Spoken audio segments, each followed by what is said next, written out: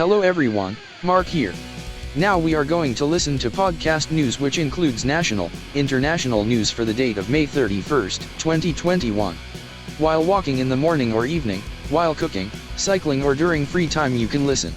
It will enhance your learning and understanding of various accents and pronunciations. Listening improves the quality of communication and comprehension. Before going ahead, I would like to welcome you all to the virtual school. A new way of learning and teaching, with the vision of let's grow together. Our mission is to learn how to learn and teach how to teach. So stay tuned. And here we go. May 31st, 2021. Important national news. Number of new cases across India dips further to 1.5 lakh, 16,000 fewer tests conducted on Saturday. Special correspondent Chennai. India recorded 1,50,527 new COVID-19 cases and 3,028 new deaths till 9:30 p.m. on Sunday. The country has so far reported a total of 2,80,44,137 cases and 3,29,026 deaths. Tamil Nadu reported 28,864 new infections, followed by Karnataka, 20,378, and Kerala, 19,894. Maharashtra recorded 814 new casualties on the day, followed by Tamil Nadu, 493, and Karnataka, 381. Maharashtra's fatalities include backlog deaths which were missed in the previous reports. The figures do not include cases and deaths from Chhattisgarh, Jharkhand, Arunachal Pradesh, Andaman and Nicobar Islands, Sikkim and Ladakh. The data are sourced from the respective states' health bulletins. Around 20.64 lakh samples were tested in the country on Saturday, the results for which were made available on Sunday, which is around 16,000 fewer tests than those conducted on Friday. It is also nearly 60,000 less than those conducted on the previous Saturday, May 22nd. Positivity rate falls. India's average daily test positivity rate, positive cases identified for every 100 tests, continues to decline. It was 9.4% on May 29th, compared to 13.4% recorded a week earlier. About 30.36 lakh vaccine doses were administered in the country in the 24 hours ending 7 a.m. on Sunday, which is close to 27,000 doses fewer than what was recorded in the previous 24 hours. However, it is 14.31 lakh more doses than what was recorded during the same period a week ago. India has sent jet to fly back Choksi Antiguan PM confirms development. Fugitive businessman Mehul Choksi in custody. ANISD. Suhasini Hyder, New Delhi. The government maintained its silence on the Mehul Choksi deportation case in the Caribbean islands, even as the Prime Minister of Antigua and Barbuda claimed he had information that India has sent a jet to Dominica to provide documentation and take custody of the fugitive businessman. Antiguan Prime Minister Gaston Brown said India is going all out to ensure that Mr. Choksi, who is wanted for the 13,578 Indian rupees crore Punjab National Bank fraud case, is deported back, and indicated that Indian officials were in Dominica's capital Roseau to escort him back on a Qatar Airways private jet parked now at the Douglas Charles Airport nearby. The private jet landed there on May 28th. Yes, I can confirm there is a jet there. My understanding is that the Indian government has sent certain documentation to confirm that Mr. Choksi is indeed a fugitive, Mr. Brown said on Sunday. He was speaking to Point FM radio channel, where he broadcasts his own show. My understanding is that the documentation will be used in the court case that will be heard at the court next Wednesday, Mr. Brown said. According to publicly available information on flight tracker sites, the jet, a Qatar executive flight A7C, traveled to Dominica from Doha to Delhi to Madrid, indicating it began its journey on May 27th, the day before Mr. Choksi was produced in Dominica's Eastern Caribbean Supreme Court. The Ministry of External Affairs and the Ministry of Home Affairs declined to comment on the issue. Not ignoring Coimbatore, says Stalin. Special correspondent Coimbatore. Tamil Nadu Chief Minister M.K. Stalin said on Sunday that his government was not ignoring Coimbatore with regard to COVID-19 management. The government treated all districts equally, he said, countering the charge that the Western District was being overlooked for political reasons. The allegation is politically motivated. Those leveling the allegation should look at COVID-19 facilities we have created after assuming office, he told journalists.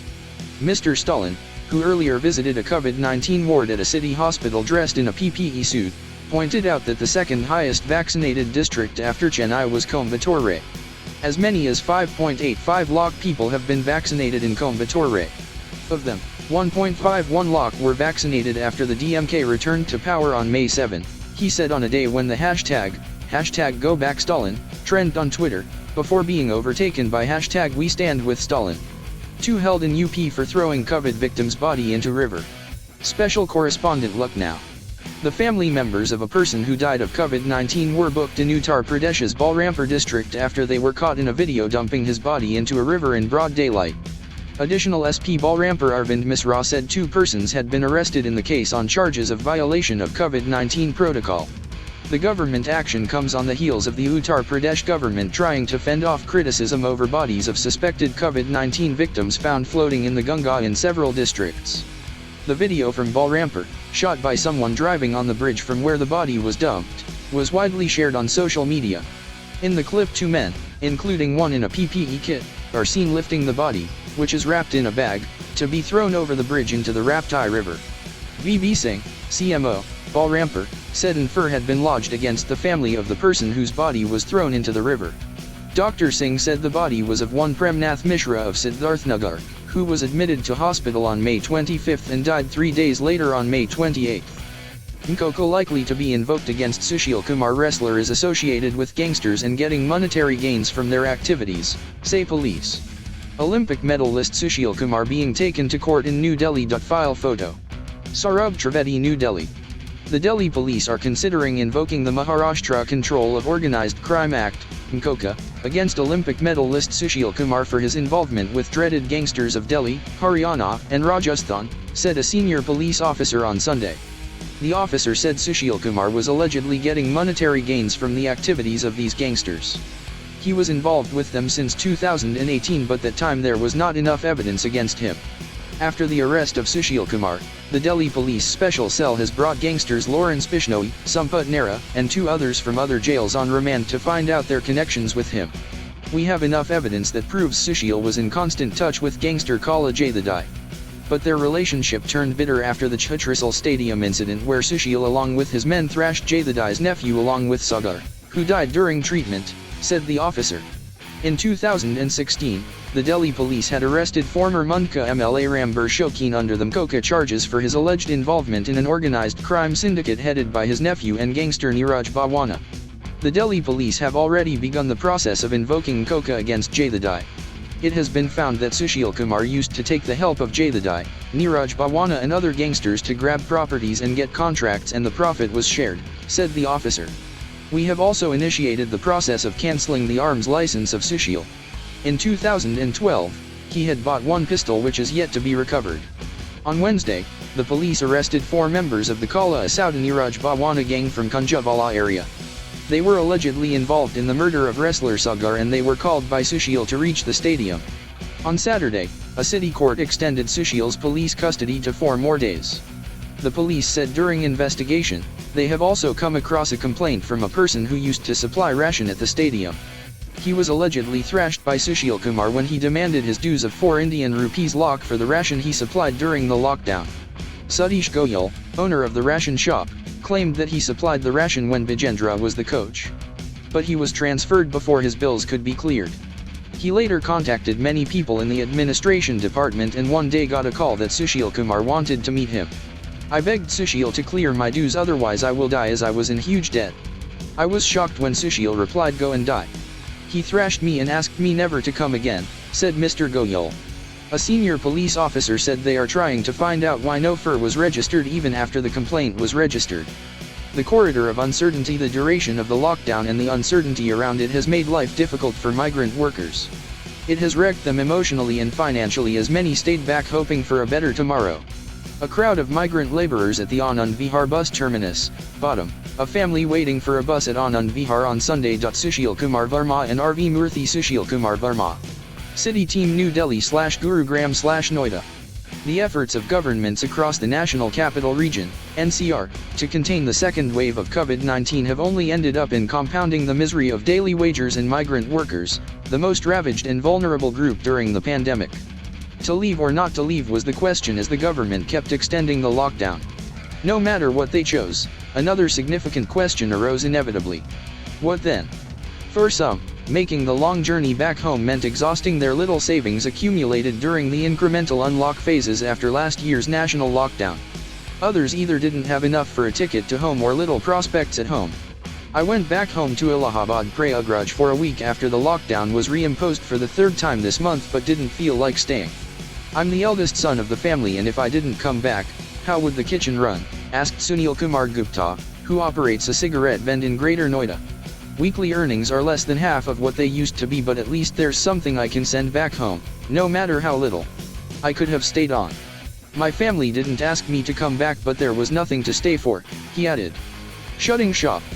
Since the Uttar Pradesh government's lockdown orders and their extensions, daily wagers, their belongings stuffed into backpacks, have been gathering near the zero point on the Yamuna Expressway, from where they could reach Agra, before scattering to locations spread across UP and Bihar. When I came back after last year's lockdown, there was less work. But there was work nonetheless. We would take a few hundred rupees less, but able to afford more than one meal a day. Now everything is shut, said Pardeep Kumar, a carpenter, from U.P.S. Faizabad. I have just about enough money to manage a week here or go back home. I would rather go back, that way I won't have to borrow money to pay my rent, said Kumar, as he waited for a bus on the Yamuna Expressway, hoping to shelter himself from the sun on Friday afternoon. The past 3 weeks have been tough on Umesh and his family. The 34-year-old runs an open saloon under a tree near a park in Sector 15 Part 2 Gurugram. He would earn a meager sum of 200 to 300 Indian rupees a day, just adequate to make both ends meet. But the 3-week-long lockdown in Gurugram this month stopped his income. It is not easy to survive without work for so long. After the lockdown was announced, I tried to return to my home in Bihar with my family. But it would cost me around 8,000 Indian rupees by bus in a sleeper class. I, therefore, decided to stay back, said Umesh. Though the government has allowed standalone shops to open from May 24, Umesh said it might take months before a semblance of normalcy returns. Most of his regular clients too have returned to their hometowns, and they might not return even weeks after the lockdown is completely lifted, feared Umesh. For Sheikh Ariful Ali, an embroidery artist, every lockdown extension multiplied the hurdles he has to leap over. While several colleagues have returned to their villages, Ali, a resident of West Bengal, said he had continued living in the capital with the hope of it unlocking soon. Every time the lockdown was extended, it was for a week only. So I kept hoping that things will improve and establishments will start reopening. However, it's been more than a month and it has become increasingly difficult to sustain. Most of our people have left and the remaining few are also planning to leave in a couple of days, he said. According to the Migrant Workers Solidarity Network, MWSN, a volunteer group started last year in response to migrants' crisis, workers in NCR have continued to reach out for basic help like food during the lockdown. Distress calls. Shreya Ghosh, a member of MWSN, said the distress calls that started in April continued throughout May. Many, who called the helpline, wanted to know when there would be national lockdown since state governments were announcing staggered lockdowns as opposed to a countrywide one last year, she told The Hindu. In a letter to Delhi Chief Minister Arvind Kejriwal on May 24, she said the Supreme Court's order on May 13 to state governments to provide dry rations and transport to migrant workers had not reached the people in need. Since the order, different state governments made announcements, but they have not reached the people on ground. The government of Delhi, in an announcement 6 days ago, assured that ration will be provided to migrant workers in the state, as per procedures set in place during the last year's lockdown. But no implementation has happened, she wrote. Ms. Ghosh said the MWSN had received over 4,600 requests from workers and their families in urgent need of ration. The calls had primarily been from workers in Nangolo Rajdhani Park Mundka area, 410, Dwarka, 846, Putparganj, 854, Kanpur Sangam Bihar area, 535, Vasant Kunj JJ clusters, 2156, and Gandhinagar, 116, she said. She added that workers had reported difficulty in procuring ration after getting e-coupons, so there was a need to increase the number of distribution centers. Another pressing concern is the burden of rent, which needs immediate attention. From our distress calls and survey, we have gathered that with job loss, paying rent has become a major financial burden. Urgent intervention is required to ensure that migrant workers' right to housing is protected.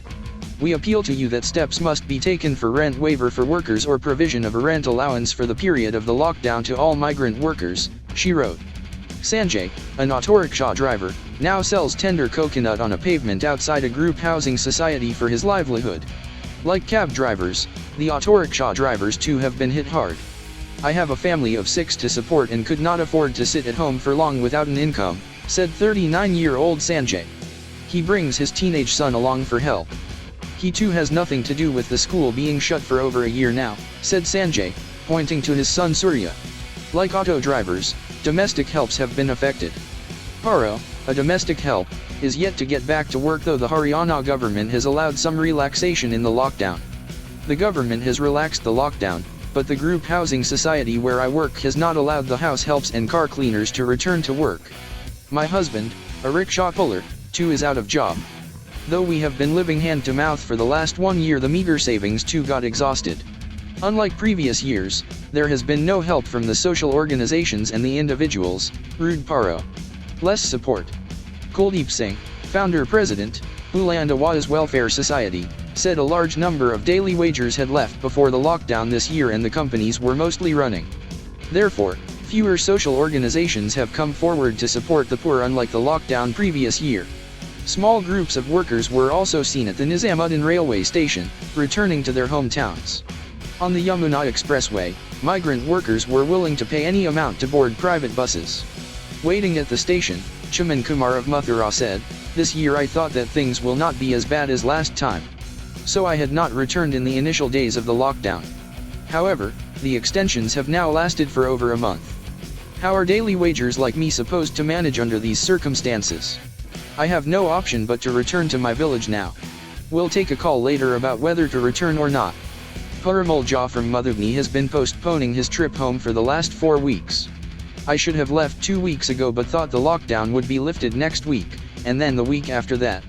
Now the ticket is almost double of what it was at the beginning of this month," he complained. "People like me have no faith left in governments, any government. They should have told us that the lockdown would be in place for the entire month. We would have faced it, made our arrangements. At least, we would not have had to die little by little every week wondering where the next meal will come from or if it will at all," Jha added. With inputs from Judin Anand, Ashok Kumar, Damini Nath, and Shinjini Ghosh. SC to resume COVID-19 hearings. It may discuss Centre's May 9th affidavit today. Back in action, the top court had constituted a national task force to streamline the allocation of oxygen. File photo. Legal correspondent, New Delhi. A special bench of the Supreme Court is scheduled to resume its marathon hearings on COVID-19 management from Monday, following a nearly month-long hiatus after the lead judge, Justice D.Y. Chandrachud, caught the virus amidst a devastating second wave. The hearings were interrupted after the bench, also comprising Justices L. Nageshwar Rao and S. Ravindra Bhatt, constituted a national task force to scientifically study and recommend a foolproof mechanism for allocation of oxygen to states. The top court had constituted the 12-member team to streamline the effective and transparent allocation of liquid medical oxygen on a scientific, rational, and equitable basis to states and union territories. The court had expressed its dissatisfaction at the center's earlier oxygen for bed formula. This rough and ready arrangement, the court said, was based on calculating the allotment of oxygen based on the number of ICU/non-ICU beds. The court had also repeatedly expressed its acute dissatisfaction at the haphazard and lackluster distribution of oxygen even as the country experienced its worst death toll. Justice Chandrachud had made it clear to the center that the Supreme Court would not remain a mute spectator to a national calamity. On Monday, the bench may discuss a May 9th affidavit filed by the center saying that bringing COVID-19 vaccines under a statutory regime would be counterproductive at this stage. In fact, this position in court contradicts India's position globally. India, along with South Africa, had initiated a proposal for the temporary waiver of certain provisions in the Agreement on Trade-Related Aspects of Intellectual Property Rights, TRIPS, to facilitate fair, affordable, and universal access to COVID-19 vaccines and medicines, especially for developing countries. The affidavit also has the center arguing that judiciary should keep its hands off the management of the COVID-19 crisis in its waves/surges. Though its center is duty-bound to fully assist this honorable court, the policy, strategy, and steps taken by the executive, based on expert medical and scientific advice, have to be appreciated in the context of the medical crisis, the affidavit said. It said decisions were taken after detailed deliberations at the highest executive level. Hence, no interference is called for in judicial proceedings. Thank you. International news. Israeli opposition closing in on deal to unseat Netanyahu. Far-right Bennett is expected to join hands with Lapid to oust the longest-serving PM. Naftali Bennett, left, and Benjamin Netanyahu. Of Gil Cohen Magan, Menahem Kahana, Debbie Hill. Reuters Jerusalem. Israeli far-right politician Naftali Bennett will deliver a statement on Sunday, in which he is widely expected to throw his crucial support behind a government of change to unseat Prime Minister Benjamin Netanyahu. Opposition chief Yair Lapid, who has until Wednesday to put together a coalition after the fourth inconclusive election in 2 years, was closing in on an alliance of right-wing, centrist, and leftist parties, Israeli media reported. Mr. Lapid's chances of success rest with Mr. Bennett, a 49-year-old former defense chief whose Yamina party's 6 seats in the 120-member parliament are enough to give him the status of kingmaker. Under the prospective power-sharing deal, Mr. Bennett would replace Mr. Netanyahu, 71, as prime minister and later give way to Mr. Lapid in a rotation agreement. The new coalition's diverse members would have little in common apart from a plan to end the 12-year run of Mr. Netanyahu, Israel's longest-serving leader. Mr. Bennett is widely expected to announce that he will team up with Mr. Lapid, whose centrist Yesh Atid party was placed second to Mr. Netanyahu's Likud in a March 23 election.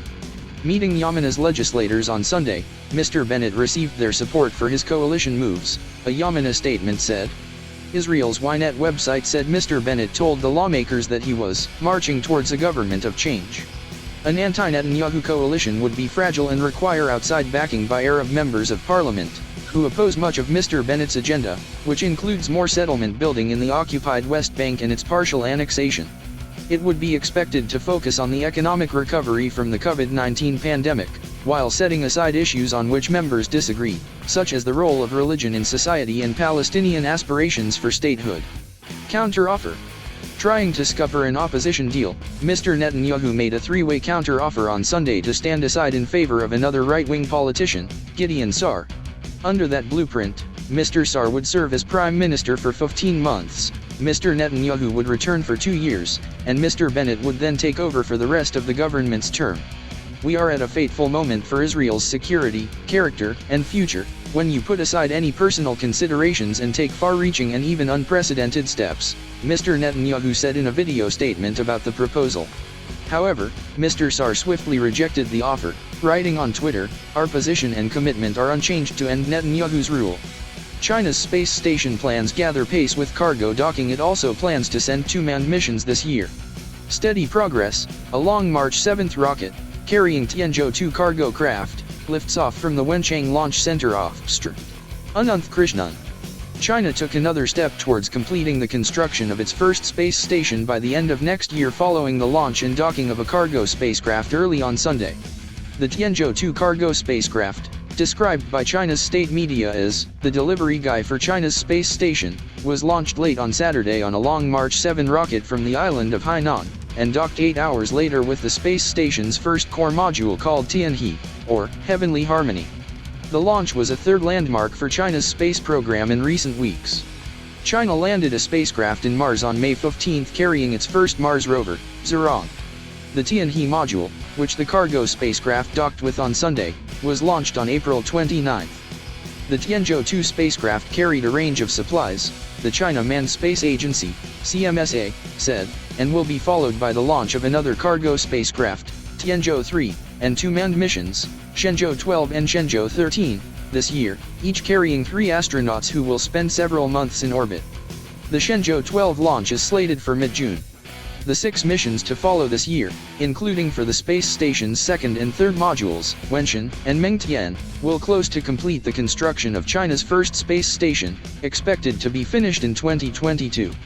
The CMSA said Tianzhou-2, with a maximum takeoff weight of 13.5 tons and 6.9-ton payload capacity, is the largest cargo spacecraft in service. The spacecraft is carrying cargo and propellant that will replenish the supplies of the Tianhe module, the agency said. Official broadcaster China Global Television Network said its supplies include food for the crew that will follow in the Shenzhou 12 and Shenzhou 13 missions, including famous stir-fried Chinese dishes like shredded pork with garlic sauce and kung pao chicken. Sri Lanka to sue Singapore vessel owners over pollution. Criminal probe launched into blaze aboard the ship. Marine disaster, smoke billowing from the Singapore-registered ship MV Express Pearl. AFP/Sri Lanka Air Force. Agents France Presse Negombo. Sri Lankan authorities on Sunday said they will sue the owners of a Singapore-registered cargo carrier, which has burned for 11 straight days off the island's west coast and caused some of its worst-ever marine pollution. Police said a criminal investigation was also launched into the blaze aboard the MV Express Pearl, which was carrying 25 tons of nitric acid and plastic raw materials. The fire, still burning, has destroyed much of the cargo, some of which also fell into the Indian Ocean. Tons of microplastic granules have inundated the beaches, forcing a fishing ban and sparking fears of ecological devastation. Authorities are planning legal action against the owners of the vessel, its crew, as well as insurers. Brazilians stage more protests against Bolsonaro. Anger over his handling of pandemic. Agents France Presse Rio de Janeiro. Tens of thousands of people in Brazil staged another day of protest against President Jair Bolsonaro, in particular for his chaotic handling of the pandemic, which has claimed more than 461,000 lives here. In downtown Rio de Janeiro, some 10,000 people wearing masks marched through the streets, with some chanting, "Bolsonaro genocide," or "Go away Bolso virus." Similar rallies were held in other major cities, the latest in a wave of anger against Mr. Bolsonaro that began months ago. After the US, Brazil has the world's second highest coronavirus death toll. At the outset of the pandemic, the far-right Mr. Bolsonaro dismissed COVID-19 as a little flu. As the death toll has risen steadily, he has gone on to infuriate people in other ways, opposing stay-at-home measures and masks, touting ineffective medications, refusing offers of vaccines, and failing to anticipate oxygen shortages that left patients to suffocate. One of the themes of the rally on Saturday was how many lives might have been saved if the Bolsonaro government had started Brazil's vaccination drive earlier. Israel, Egypt officials meet in bid to solidify Gaza ceasefire. Permanent truce with Hamas to be discussed. Minister. Reuters. Jerusalem. Prime Minister Benjamin Netanyahu hosted Egypt's intelligence chief and sent Israel's foreign minister to Cairo on Sunday, amid efforts to build on a ceasefire reached between Israel and Hamas a week ago that ended the worst violence in years. Egypt helped broker the truce that has held since May 21, a diplomatic success that thrust it into the spotlight, and is working with the United States and other regional partners to expand it into a more permanent ceasefire. Mr. Netanyahu said his meeting with Abbas Kamel in Jerusalem dealt with regional security issues and ways to prevent Hamas, the Islamist militant group that rules Gaza, from siphoning off civilian aid to strengthen its capabilities. Palestinian officials put reconstruction costs at tens of millions of dollars from Israeli strikes in Gaza, where medical officials said 248 people were killed during 11 days of fighting. Israel is also repairing damage caused by Palestinian rockets and missiles, which killed 13 people in Israel. Israeli Foreign Minister Gabi Ashkenazi's trip to Cairo was the first such visit in 13 years. Mr. Ashkenazi said he would discuss with Egyptian counterparts, establishing a permanent ceasefire with Hamas, along with ways to help rebuild Gaza. Egypt announced on Saturday that Foreign Minister Sameh Shoukry would receive Mr. Ashkenazi, but did not give further details of the talks. Both Mr. Netanyahu and Mr. Ashkenazi said a key aim for Israel was to secure the return of 2 Israeli civilians and the remains of 2 soldiers held for years in Gaza. Hamas has refused to hand them over. Johnson weds fiancée in secret ceremony. Cherished moment, Boris Johnson and Kerry posing in the garden at 10 Downing Street. Getty Images handout. Agents France Presse London. British Prime Minister Boris Johnson, 56, and his fiancée Kerry Simons, 33, married over the weekend, his office confirmed on Sunday, in what media reports have described as a secret ceremony. He is only the second British Prime Minister to marry while in power, and the first in nearly 2 centuries. The last was Robert Jenkinson in 1822. The couple will celebrate their wedding with family and friends next summer, a Downing Street spokesman said. The weekend nuptials were a surprise development, after reports earlier said the couple had sent out save-the-date cards for a wedding on July 30 next year. The pair got engaged in December 2019, and have a 1-year-old son, Wilfred. He had 4 children with his previous wife, lawyer Marina Wheeler, before they split in 2018. Colombian Army tightens grip on Cali. Agents France presa Bogotá. The Colombian Army on Saturday tightened its control over Cali, the country's third-largest city, after the latest anti-government protests left at least 13 people dead. The city's streets were largely deserted after clashes late on Friday pitted police against armed civilians. The country is in the second month of protests against the government of President Ivan Duque. In Cali, a city of 2.2 million, the smoking remains of barricades and rubble heaps testified to the chaotic night. There, as across the country, poverty and the pandemic have sparked widespread anger and resentment. The month of protests has left at least 59 people dead, officials say, including the 13 who died in Cali. West African leaders meet to discuss Mali. Agents France presa Accra. West African leaders were due to meet in Ghana on Sunday to discuss a response to Mali's second coup in 9 months, which has sparked warnings of fresh sanctions and deep concerns over stability in the volatile Sahel region. Mali's new president Colonel Assimi Goïta arrived in Accra on Saturday for preliminary talks ahead of the extraordinary summit of regional bloc ECOWAS, which was due to start at 1400 hours o'clock GMT. Presidents Muhammadu Buhari of Nigeria, Alassane Ouattara of Ivory Coast and Burkina Faso's Marc Christian Kabore were among those attending the summit, which came as another deadly jihadist attack underscored Mali's chronic instability.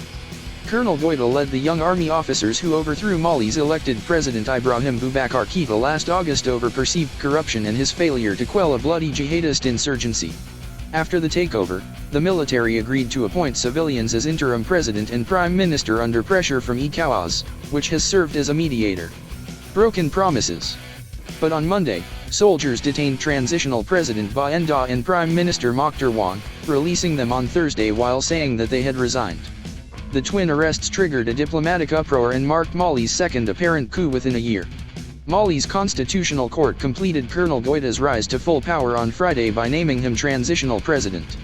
With the junta going back on its previous commitment to civilian political leaders, doubts have been raised about its other pledges, including holding elections in early 2022. Thank you. Thank you so much for watching this video as podcast. Do like, share and comment. Press the subscribe button and hit the bell icon to get new notifications. Thank you. Take care and stay safe.